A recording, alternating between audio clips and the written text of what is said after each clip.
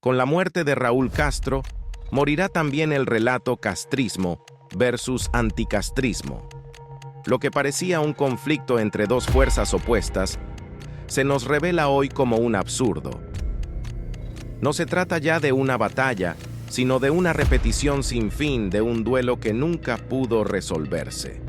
El país se enfrenta a la fatiga de un relato que ya no ofrece contradicciones. Castrismo y anticastrismo han devenido un cliché. Semejan la estrofa y la antístrofa en la tragedia griega. Ambos se responden sin nunca quebrarse. Dos caras de una misma moneda.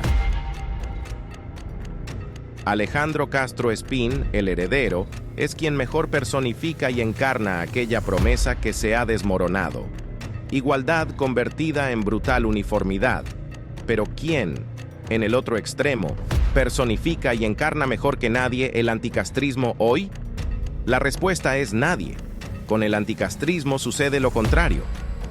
O sea, hay tantos anticastrismos como personificaciones. Por ejemplo, imaginemos un individuo que, además de ser conocido por sus desviaciones sexuales, promover el consumo de la marihuana y defender la religión vudú, se convierte en el protagonista de un acto aún más surrealista. Robar ropa interior femenina en un centro comercial, no por necesidad, sino como una mera extravagancia. En un giro aún más irónico, este individuo se convierte en un autoproclamado gurú de la estética del caos, ofreciendo conferencias sobre cómo la mezcla de lo ilícito y lo excéntrico puede transformar la vida cotidiana del cubano. ¿Quién sino Alexander Otaola?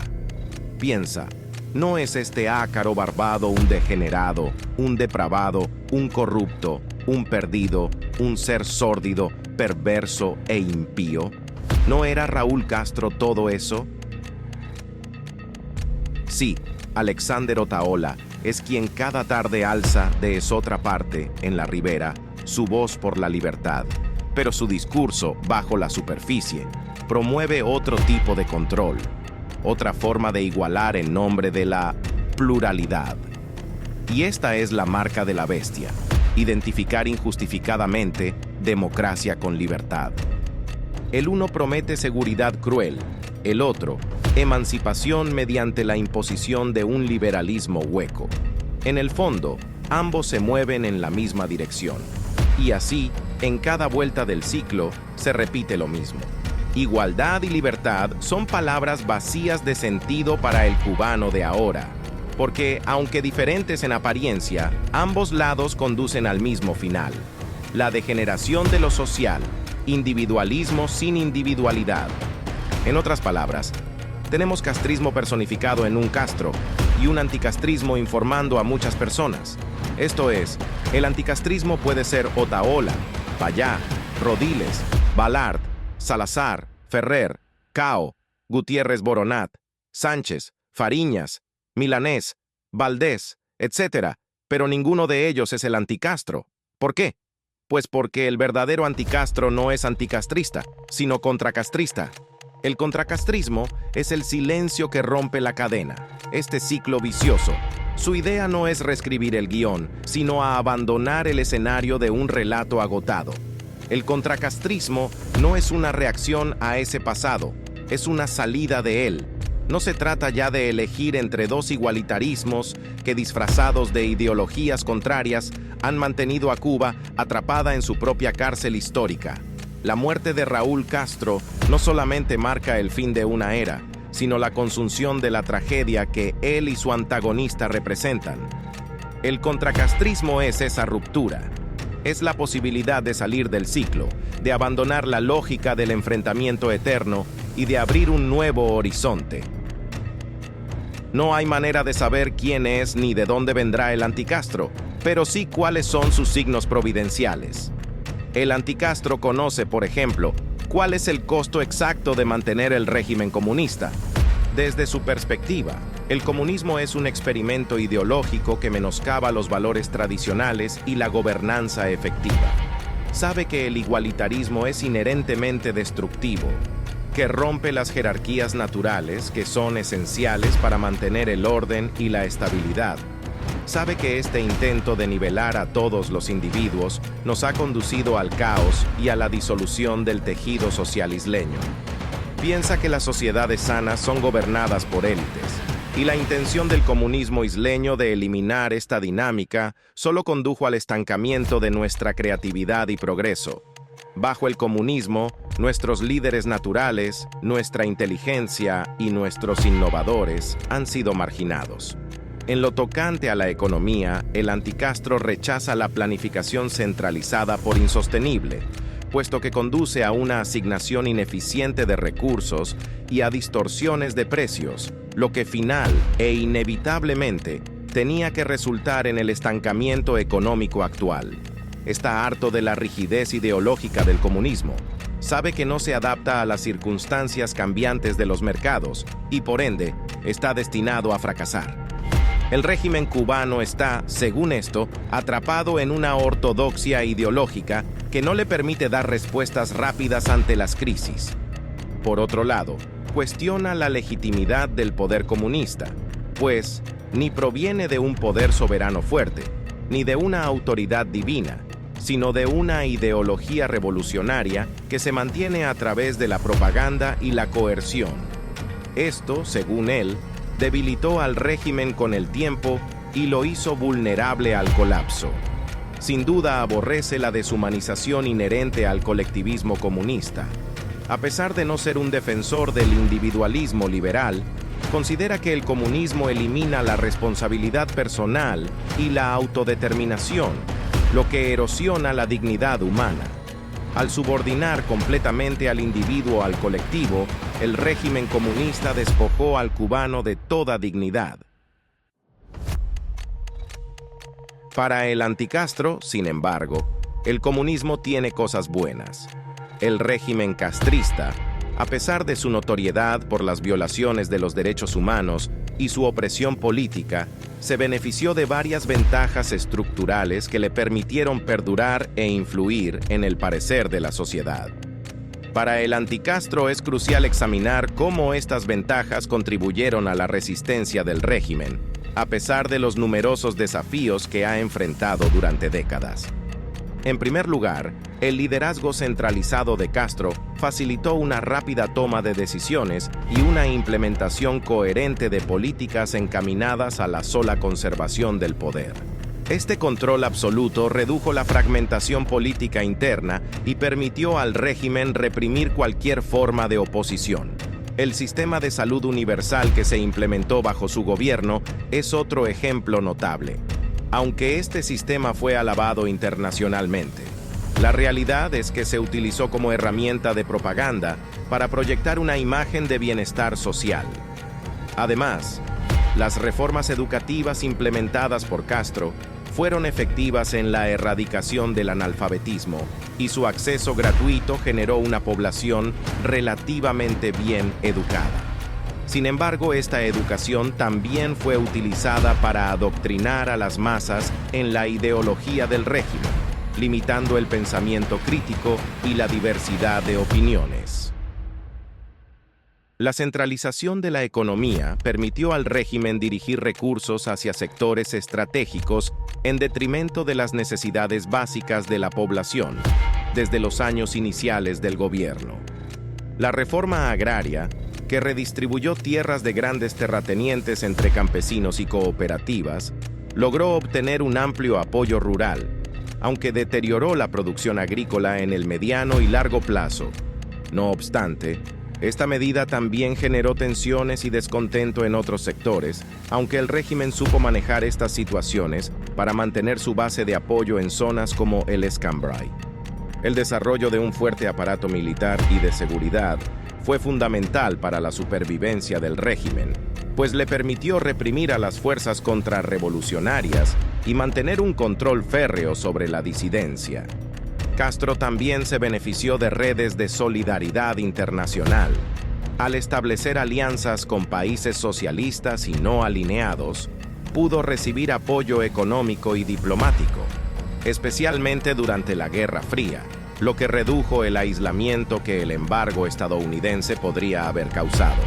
Esta estrategia se complementó con la promoción de una identidad nacional fuerte y un discurso antiimperialista, fomentando un sentido de unidad frente a lo que se percibía como amenazas externas, especialmente de Estados Unidos. El control estatal de los medios de comunicación permitió a Castro mantener una narrativa ideológica alineada con los ideales revolucionarios, minimizando el disenso interno y dificultando la influencia externa. Finalmente, los programas sociales que promovió el régimen, centrados en la justicia social y la redistribución de ingresos, aseguraron que muchos cubanos, resentidos con el antiguo régimen, se vieran apoyados por el Estado, contribuyendo así a la legitimidad del nuevo régimen. Para el anticastro, todos los gobiernos son regímenes. Por eso es vital comprender que el régimen de los Castro, como cualquier otro, se sustentó siempre en la represión y lo que los socialdemócratas llaman la falta de libertades fundamentales. Pero aunque ha logrado mantenerse en el poder por décadas, cometió el error de hacerlo a costa de las aspiraciones de su pueblo. Para el anticastro, estas ventajas estructurales no justifican la opresión sin límites del castrismo, sino que reflejan las complejidades de un régimen que utilizó herramientas tanto sociales como represivas para sostenerse a lo largo del tiempo y que pueden muy bien ser reutilizadas por el próximo régimen para restablecer el orden. El anticastro ha comprendido que tanto el régimen comunista cubano como la República Democrática Liberal anterior comparten vicios fundamentales que los hicieron insostenibles.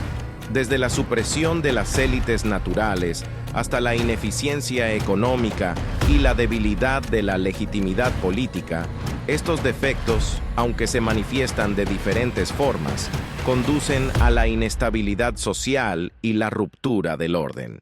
Para él, la solución reside en un sistema más jerárquico y tradicional, alineado con lo que considera el orden natural de la sociedad. El anticastro es maquiavélico, esto es, realista. No es optimista ni pesimista, sino que está como a caballo entre ambas posiciones. Por eso ha notado que ambos regímenes muestran fallas orgánicas que, aunque se manifiestan de distinta manera, comparten rasgos concomitantes. Aunque el comunismo y la democracia liberal son en apariencia ideológicamente opuestos, para el anticastro ambos sistemas son intrínsecamente defectuosos, especialmente en su desdén por formas de gobierno impulsadas por las élites naturales. Por eso cree que uno de los defectos más notables que comparten estos sistemas es su compromiso con el igualitarismo. Para él, este principio es visto como una perversión. En una democracia liberal, el concepto de una persona, un voto, empodera a las masas arrastrándonos a la mediocridad y al pensamiento cortoplacista, mientras que el comunismo, con su enfoque en la igualdad económica a través de la propiedad colectiva, aplana las jerarquías que deben existir de forma natural, generando inestabilidad. Si bien ambos regímenes tienden a suprimir a las élites, aquellas que poseen la sabiduría y capacidad necesarias para liderar, lo hacen por distintas vías. En la democracia liberal, esta supresión ocurre al someter el liderazgo al voto popular, lo que puede permitir que figuras carismáticas o demagógicas accedan al poder en detrimento de los más competentes. El comunismo, por su parte, al marginar la empresa privada y la libertad intelectual, impide el ascenso de las élites, concentrando el poder en una burocracia ideológica que, lejos de promover el mérito, perpetúa la mediocridad. La gestión económica también es objeto de su crítica. El anticastro rechaza la democracia liberal porque promueve la regulación excesiva y cede siempre ante intereses creados. Frecuentemente conduce a la ineficiencia del comunismo, que, en contraste, acaba siempre en el estancamiento económico debido a su centralización de la economía y la eliminación de los incentivos del mercado. Ambos sistemas, aunque por razones diferentes, son percibidos por él como ineficaces. La rigidez ideológica es otro punto en común. A pesar de su aparente pluralismo, las democracias liberales a menudo imponen su absurda visión del progreso y los derechos individuales, lo que puede resultar tan desestabilizador como el comunismo, que es rígidamente dogmático y suprime cualquier disidencia y controla todos los aspectos de la vida, privada y comunal. En cuanto a la legitimidad política, el anticastro tiene a ambos regímenes por débiles. La democracia liberal, porque basa su legitimidad en el consentimiento popular, una base volátil y manipulable. El comunismo, porque se sustenta en una ideología que se distancia de la naturaleza humana y sobre todo de la tradición, lo que crea una legitimidad política igualmente frágil.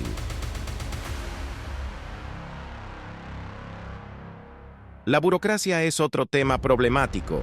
Tanto la democracia liberal como el comunismo fomentan estructuras burocráticas que tienden a volverse ineficaces y corruptas. En la democracia, la proliferación de agencias y grupos de presión fomenta la corrupción al priorizar el interés personal de los funcionarios. En el comunismo, la burocracia estatal se fortalece estulta y mastodónticamente, generando así ineficiencia y total falta de rendición de cuentas. Como él lo ve, ambos regímenes minan la tradición y el orden social.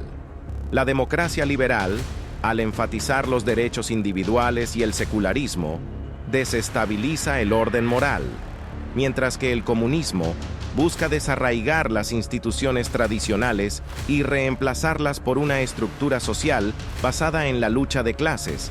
Pero lo que el anticastro busca es la cooperación de las clases. El anticastro aspira a la abolición de la política de masas, a la destrucción de todo aquello que perpetúa el conflicto social. Pues, en la democracia liberal, la competencia política entre facciones atiza la división y la violencia, mientras que el comunismo perpetúa el conflicto de clases como parte de su propia ideología. Además, ambos sistemas enfrentan dificultades para actuar con decisión, lo que se traduce en incapacidad para implementar políticas efectivas en tiempos de crisis.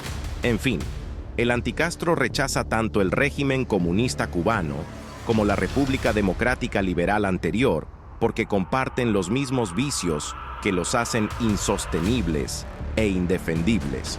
Desde la supresión de las élites naturales hasta la ineficiencia económica y su débil de la legitimidad política, estos defectos, aunque se manifiestan de disímiles formas, conducen a la misma ruptura del orden social. Verás, el anticastro es independentista, pero en serio. Está harto de ser satélite y ansía para Cuba su propio lugar en el universo. De haber estado vivo en 1895, habría peleado en el bando realista. Sencillamente, ha llegado a la conclusión de que esa revolución nos arrancó del cálido seno materno para arrojarnos en los brazos de un gigante disfrazado de libertador, cuyo abrazo, como la enmienda Platt, nos mutilaba, desgarrándonos de un miembro mientras lentamente nos asfixiaba. Y cuando al fin nos liberamos de sus pezunas, fue solo para ser lanzados por Castro a las garras de otro coloso, el régimen soviético, que esta vez sin disfraz, nos sumió en una oscuridad aún más cruel y despiadada. Ha llegado además a la conclusión de que, si no se puede regresar a esta España, a la España de hoy, es tiempo ya de abandonar este juego de niños, esta empresa banal, que es el liberalismo. Pero sobre todo, ha llegado a la conclusión de que las lágrimas son para lo que no tiene remedio y que sería fútil reganar a los muertos. Por eso cree que la transición de Cuba desde el socialismo hacia un régimen no socialista a un autoritario podría implicar la conservación de ciertas características estructurales de los gobiernos de Fidel y Raúl Castro, primordiales para mantener el poder y el control de manera efectiva en pro de la regeneración nacional. Estas características se centran en la consolidación de la autoridad y el control sobre sectores clave de la sociedad. El liderazgo centralizado es esencial en este contexto, pues un mando fuerte garantiza que la toma de decisiones sea eficiente y cohesionada. En un régimen autoritario, Concentrar el poder en manos de unos pocos o de un solo líder permite una respuesta rápida ante amenazas y minimiza divisiones internas que podrían desestabilizar el nuevo gobierno. ¿Lo ves ahora? El anticastro no persigue el enfermizo sueño de la división de poderes, sino un poder indiviso. Asimismo, el control de los medios de comunicación y la propaganda se le presentan como una herramienta vital. Mantener el control estatal sobre los medios permitiría al nuevo régimen moldear la opinión pública, controlar el discurso y reprimir voces disidentes. La propaganda estratégica puede promover la unidad nacional, justificar políticas gubernamentales y desacreditar a las fuerzas de oposición, reforzando la imagen del nuevo régimen ante la ciudadanía. Un aparato militar y de seguridad robusto es igualmente crucial para reprimir levantamientos u oposición violenta.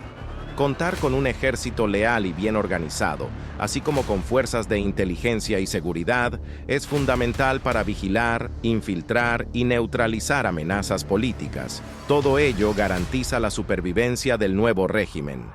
El patriotismo y el nacionalismo jugarán un papel importante en la retórica del próximo régimen. Alrededor de temas de soberanía, antiimperialismo o agravios históricos, el uso de la retórica nacionalista puede unir a la población cubana en torno a sus nuevos líderes, reforzando así la legitimidad del gobierno y defendiendo al nuevo régimen frente a las presiones externas. Además, el control sobre sectores económicos clave es esencial. Mantener el control estatal sobre industrias estratégicas, como la energía y las telecomunicaciones, proporcionaría al próximo régimen no solamente ingresos, sino también la capacidad de influir sobre las élites políticas y la población. Esta estructura permitiría dirigir recursos a donde más se necesiten, desde un punto de vista estrictamente de seguridad nacional. El sistema educativo también desempeña un papel en la consolidación del próximo régimen. Un control estatal estricto sobre la educación permitiría promover una ideología favorable desde una edad temprana, fomentando la lealtad y reprimiendo la disidencia. La educación cívica puede adaptarse para enfatizar la obediencia y la legitimidad del gobierno autoritario, preparando a la población para aceptar sin cuestionamientos la autoridad del régimen. Por supuesto, si su objeto principal es promover el regreso a la tradición, la educación de manos del próximo régimen ha de borrar toda huella de secularismo. Para el anticastro, ni el gobierno ni la universidad tienen por qué ser laicos. La centralización burocrática garantizaría que todas las instituciones gubernamentales se ordenen bajo las políticas del nuevo régimen. Esta estructura ayudaría a prevenir el faccionalismo dentro del aparato estatal y aseguraría una fuerte lealtad hacia la dirigencia, consolidando aún más el control del gobierno. Los programas de bienestar público, aunque controlados y focalizados, también pueden ser utilizados como una estrategia para conservar el apoyo popular, especialmente entre los grupos de menores ingresos. Estos programas brindarían cierta estabilidad y evitarían el malestar social, al tiempo que permitirían al régimen presentarse como un guardián del bienestar del pueblo y no un régimen corrupto y despótico como el postsoviético, por ejemplo. Para mantener el control, es esencial la represión política a través de marcos jurídicos. Esto incluye la implementación de leyes que limiten la oposición política, como restricciones a las libertades civiles y el uso de estructuras jurídicas para legitimar la represión de la disidencia. Las detenciones políticas y la censura deben seguir en pie para neutralizar cualquier amenaza. Finalmente, las alianzas internacionales estratégicas son clave.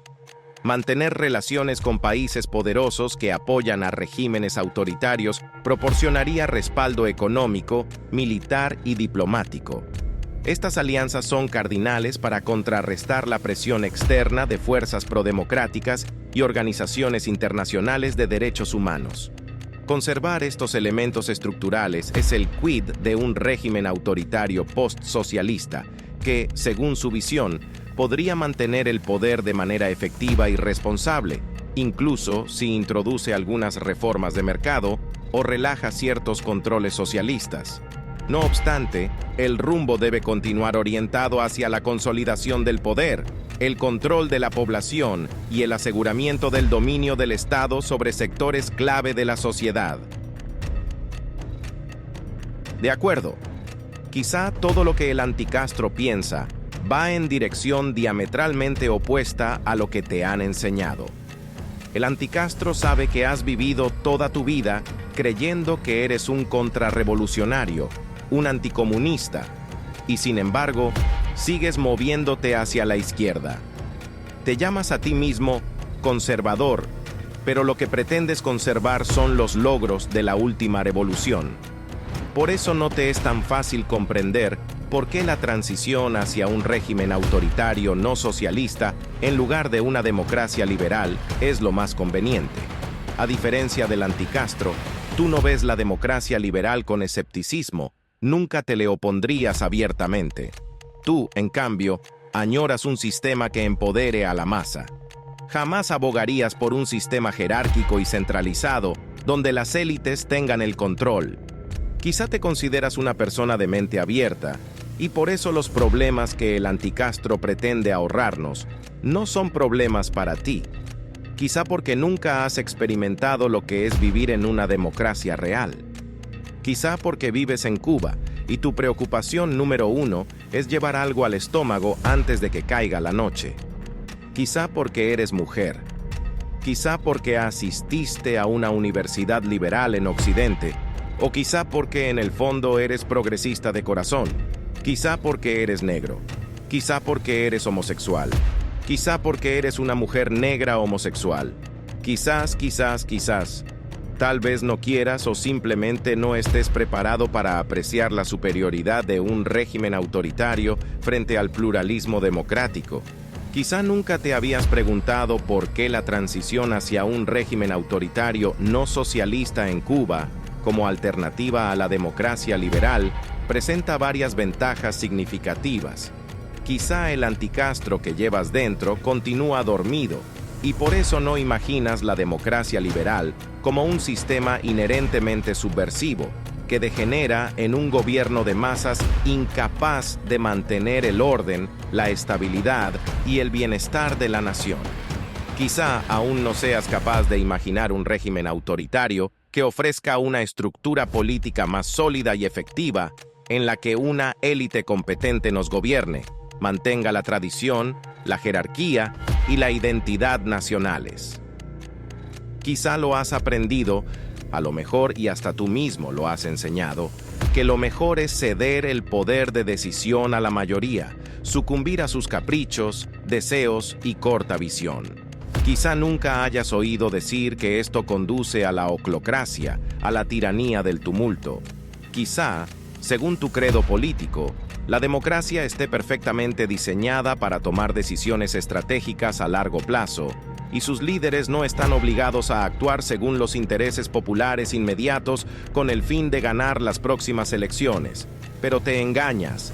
Según tu religión política, la democracia garantiza una mayor continuidad y orden. Tú no crees en la evidencia porque estás enfermo de democracia, pero no lo sabes. Deliras si crees que la democracia liberal no amenaza con la destrucción de la tradición y el orden social. Y este delirio tuyo es más febril cuando veneras el cambio constante, el progresismo y la descomposición de los valores que han sostenido por milenios a nuestra civilización católica, porque piensas que no son características inherentes de este sistema, sino de los gobernantes. La idea de que un régimen autoritario tenga la capacidad de salvaguardar las instituciones y valores que han sido probados por el tiempo es inconcebible para ti.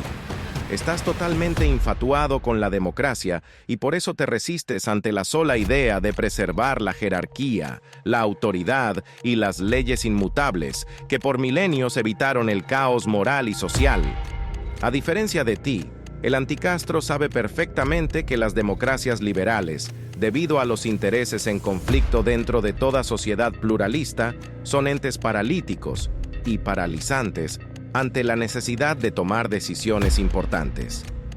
Muy al contrario, piensa que un sistema autoritario permite que el soberano actúe con rapidez y eficacia, salvaguardando la seguridad nacional y la supervivencia del Estado. Soy de la misma opinión.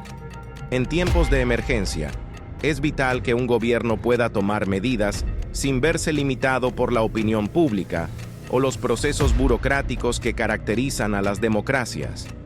Tal vez todavía eres anticastrista y por eso aún no puedas comprender que el proceso democrático favorece la mediocridad en el liderazgo, que en una democracia los líderes son elegidos principalmente por su capacidad para atraer a las masas, no por su competencia o mérito. No importa, el anticastro sabe que muy pronto despertarás a la realidad de que todas las sociedades son, de hecho, gobernadas por élites. Muy pronto el mérito, la competencia y el conocimiento serán para ti el único criterio plausible a la hora de seleccionar a quienes ocupen posiciones de poder. Y lo sabe por una razón muy sencilla, porque aún crees en la historia e históricamente, nunca ningún gobierno bueno ha sido elegido por su pueblo, sino tan solo aceptado. Por esta misma razón, muy pronto comprenderás por qué la igualdad, un principio central de la democracia liberal, es para el anticastro una ilusión antinatural y destructiva. La historia demuestra que las jerarquías son esenciales para la cohesión social y el orden. La pretensión de imponer una igualdad absoluta es un acto contra la naturaleza misma del ser humano y solo conduce a la desintegración del tejido social. La desigualdad no solo es necesaria e ineludible, sino beneficiosa para la estabilidad y el verdadero progreso. ¿Ves? El anticastro ha descubierto que el anticastrismo es un movimiento revolucionario opuesto a la revolución, no contrario a ella. ¿Cómo llegó a esta conclusión es un misterio que se me oculta? Una cosa es segura, la religión democrática, que basa la legitimidad política en el inconstante consentimiento de los gobernados, aun cuando toda autoridad verdaderamente genuina emana de la tradición, la necesidad histórica o, en algunos casos, de una autoridad superior, es una falsa religión. La democracia es un Dios que yace hoy muerto sobre el altar de la voluntad popular, siempre transitoria y mudable. No puede ser el cimiento sobre el cual se construya nada. La multitud no sabe lo que quiere ni por qué no lo quiere, y a veces quiere lo que no quiere. La verdadera legitimidad reside en el poder y la sabiduría de los gobernantes blindados contra toda esa morralla. ¿De qué otro modo podrían actuar como guardianes del orden y la moralidad? ¿Acaso no es esta la maniera hispana? Por el momento veneras a un Dios vulnerable a la subversión ideológica y la decadencia cultural. Promueves la libertad de expresión y el pluralismo abierto, sin percatarte de que ello significa exponerse a la infiltración de ideologías sediciosas que socavan el tejido social y debilitan la cohesión cultural.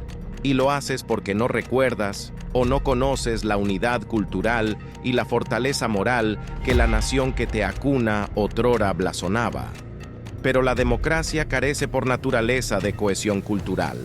Por eso te ofrece libertad de expresión para compensar la libertad de pensar que Dios te dio y jamás usas. Por el momento no estás en posición de defender la necesidad de una identidad nacional sólida. Estás viendo los truenos y no te hincas. Observa Europa, por ejemplo. ¿Acaso no ves cómo el multiculturalismo y el pluralismo inherentes a la democracia erosionan su soberanía y la identidad cultural de sus naciones? ¿Sientes el estómago revuelto? Es comprensible. Demasiada información. Respira profundamente.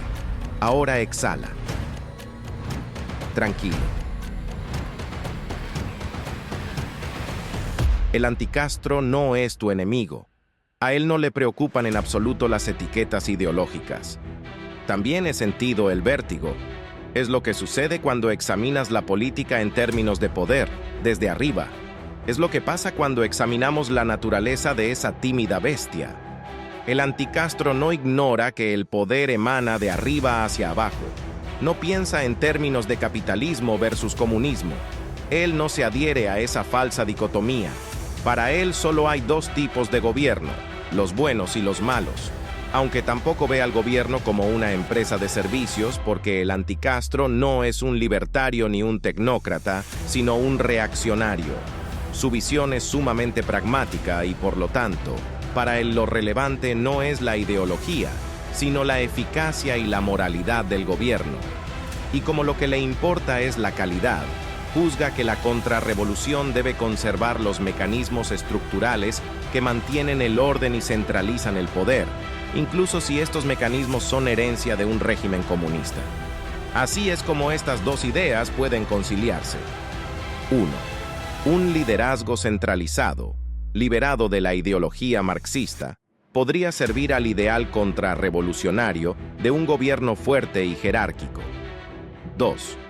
Mientras que el comunismo utilizó el control de los medios para promover la lucha de clases, un régimen autoritario post-socialista podría utilizar las mismas herramientas para promover la grandeza, la jerarquía y la autoridad nacionales, alineándose con los principios contrarrevolucionarios de orden y cohesión. 3. Un aparato militar y de seguridad robusto, cuando se utiliza para preservar el orden natural y la autoridad en lugar del igualitarismo, encaja bien en los ideales contrarrevolucionarios. 4. El nacionalismo puede reorientarse, alejándolo de los ideales marxistas-leninistas y acercándolo a valores tradicionalistas y jerárquicos. El patriotismo centrado en la tradición nacional, la soberanía y la unidad cultural se alinea con el énfasis contrarrevolucionario en los vínculos sociales orgánicos y la continuidad histórica. De hecho, el nacionalismo, cuando se separa de la retórica clasista del comunismo, se transforma en una herramienta poderosa para promover el orden autoritario. 5. Un régimen autoritario no socialista podría mantener el control sobre industrias clave, no para lograr la igualdad económica, sino para garantizar que la economía se mantenga alineada con los intereses nacionales y bajo el control de las élites, no nada más para mantener la soberanía nacional, sino para evitar perturbaciones causadas por fuerzas del mercado o potencias extranjeras. 6. La estructura de la educación ideológica puede conservarse, pero el contenido debe promover la jerarquía, la tradición y la obediencia a la autoridad, en lugar de la ideología socialista. 7. La burocracia centralizada es útil si apoya un gobierno elitista y la autoridad tradicional en lugar de la ideología socialista. 8. De acuerdo con los ideales contrarrevolucionarios, los programas de bienestar social son útiles si ayudan a mantener la estabilidad y evitar el malestar, pero solo en la medida en que no funcionen como vehículos para promover la igualdad. Los programas de bienestar social podrían mantenerse de forma selectiva para garantizar la lealtad al régimen y aplacar a los sectores potencialmente rebeldes de la población, sin socavar la estructura jerárquica de la sociedad. 9. La represión política es necesaria para mantener el orden, pero debería apuntar contra las amenazas a la jerarquía tradicional, no a los enemigos de clase. El uso de estructuras legales para reprimir a la oposición estaría en línea con la visión contrarrevolucionaria de que el orden y la estabilidad deben mantenerse a toda costa. 10. Mantener alianzas internacionales con otros estados autoritarios o poderosos es coherente con la visión contrarrevolucionaria de que el Estado-nación debe defenderse de la injerencia extranjera. Sin embargo, dichas alianzas tienen que promover la soberanía y el poder tradicionales de la nación en lugar de alinearse con el internacionalismo comunista.